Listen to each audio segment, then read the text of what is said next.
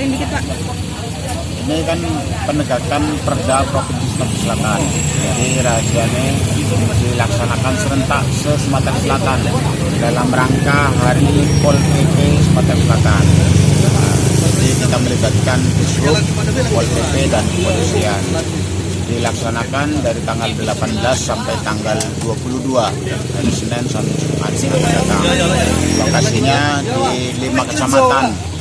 Karena kita mengambil yang strategis, yang banyak jadi jalan protokol, dan seluruh kendaraan kita stop untuk didata, terutama kendaraan asal daerah, kendaraan dari Indo sendiri, kemudian termasuk kendaraan dinas, karena kendaraan dinas juga banyak menunggak pajak.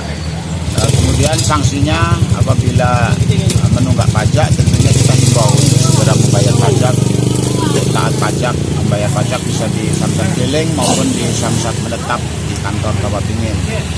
Jadi ini instruksi langsung dari Bapak Gubernur, dan kita mulai hari ini kita laksanakan sampai dengan tanggal 22.